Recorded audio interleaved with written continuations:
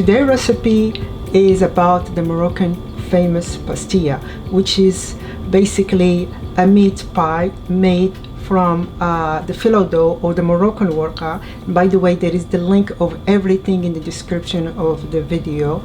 And it's a savory dish. It's a fantastic dish. Normally people, they serve it in a very special occasion.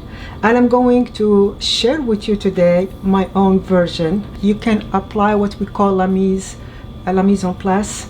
You buy your ingredients one day, the next day you can chop everything, you can marinate, you put everything in containers, put them in the refrigerator. Then the next day you mold the filling in the phyllo dough. Once you bake them, you can freeze them. You don't have to serve it right away if it's not convenient for you.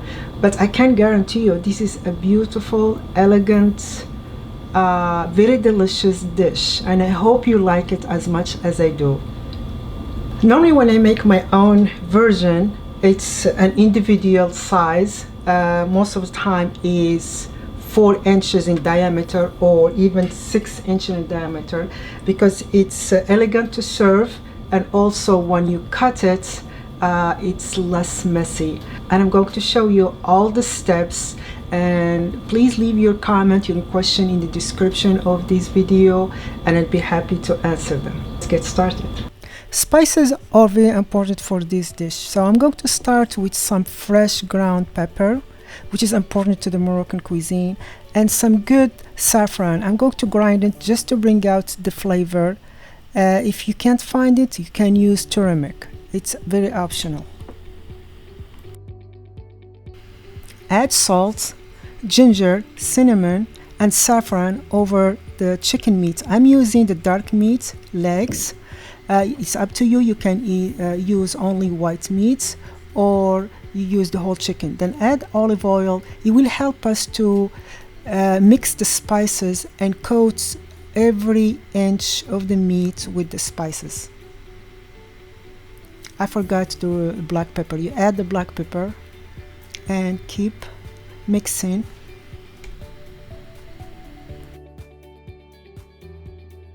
Here we'll be using the flat parsley. We're going to chop it, and then we're going to chop onion. We don't need to chop them very fine because we're going to cook them for a while.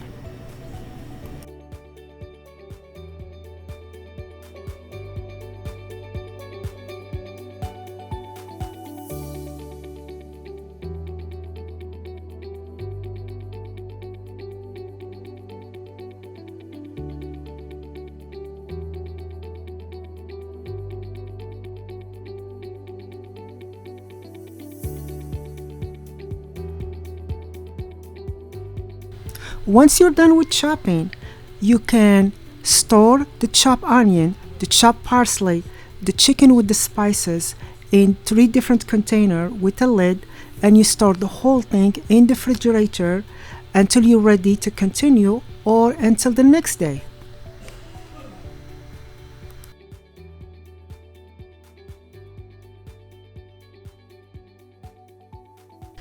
In Moroccan cuisine, it's very important to build different layers of flavor. So we're going to start by searing the meats. On the top of the stove, we put a heavy pot. We wait until it's very hot, then we add olive oil, then we add the meat. We're going to hear the sizzling. So we're going to try to sear the chicken on both sides. We try to not crowd the pot. We're going to sear one piece at a time, so you have to be patient.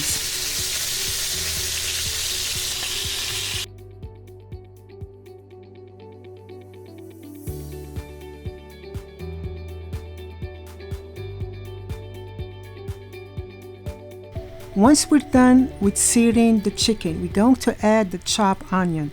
They're going to help us to deglaze the pan, meaning it's going to remove all these nice pieces and bits full of flavor from the bottom of the pots, which is called also le fond.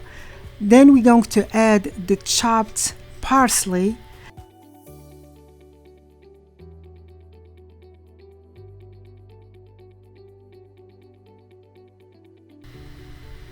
Then we're going to add the chicken.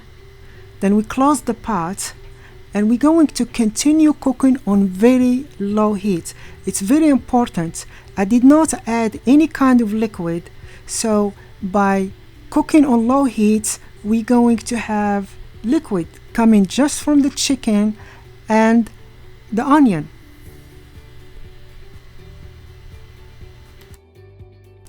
Continue cooking the chicken until it's completely done. It may take between 25 minutes up to 45 minutes. Then remove it from the pot and continue cooking the sauce until it's reduced and completely syrupy, because we're going to add the eggs and we don't want to have any liquid. Now it's time to add the eggs. So we're going to crack the eggs and mix them and add them to the sauce, and be careful, you really have to reduce the sauce until there is hardly any liquid, because we're going to create some kind of a creamy texture. And you can see the sauce is really thick, so keep mixing, because we're going to have some kind of scrambled egg here.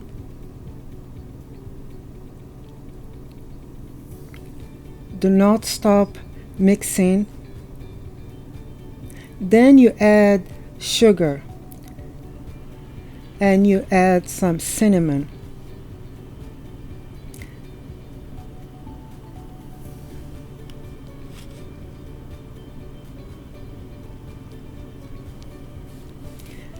At this moment you can start tasting the sauce to adjust it to your liking, if you need more salt or any spice you may need to add.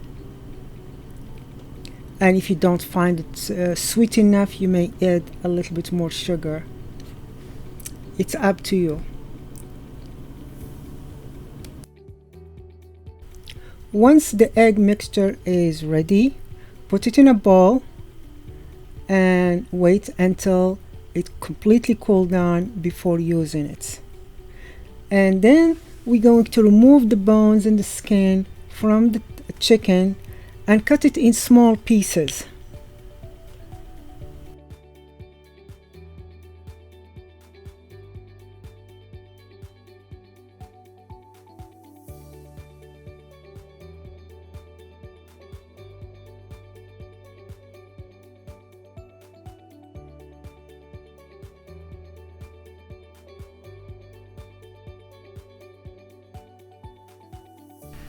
Now we're going to toast the almond using a baking sheet in a single layer in the oven for a few minutes.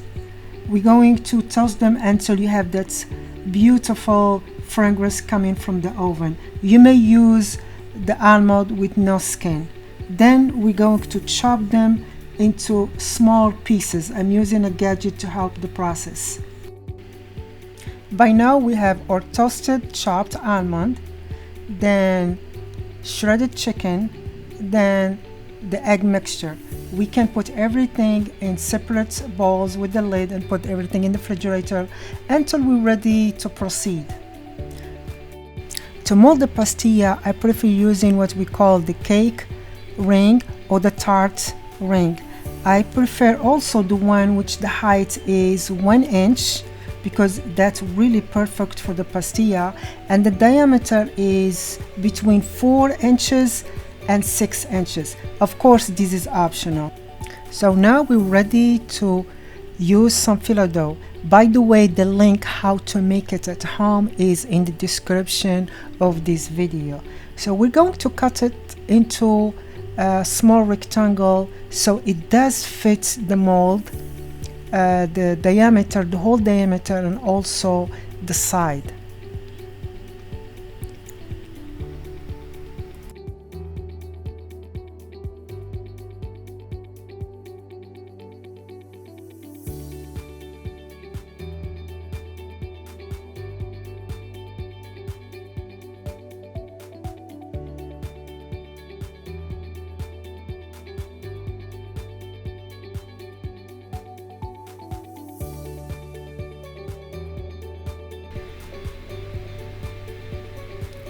Place the tart ring on the top of parchment paper or silicone liner, then put plenty of melted butter, brush it because we want that phyllo dough to be crispy while we baking it.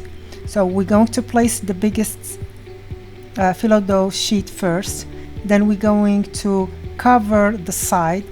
Make sure we always put the butter between all different layers.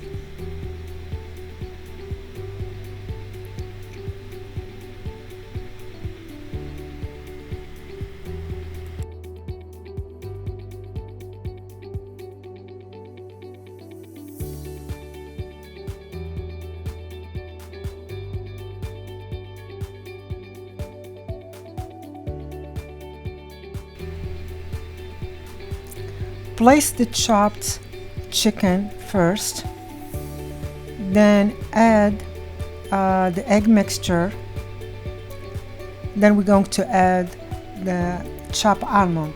At this moment, some people they add a little bit of sugar, a little bit of cinnamon. It's up to you. I think I have enough spices in the chicken and in the egg mixture. I feel like that's enough. Then flip all the warqa or phyllo dough on the top. Again, make sure you butter every layer. Then cut the excess of the phyllo dough and try to tuck it on the side, and be very gentle with it because it's very fragile. Then brush it with a little bit of butter before placing it on a baking sheet. Continue doing the same thing until you have all your pastilla mold. If you have any leftover, you can keep it in the refrigerator for a couple of days, no more than 2 days.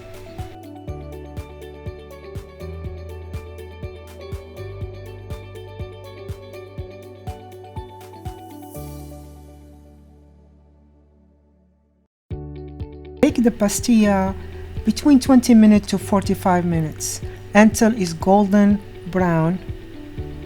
You may remove the tart ring in the middle of the baking, but it's not necessary.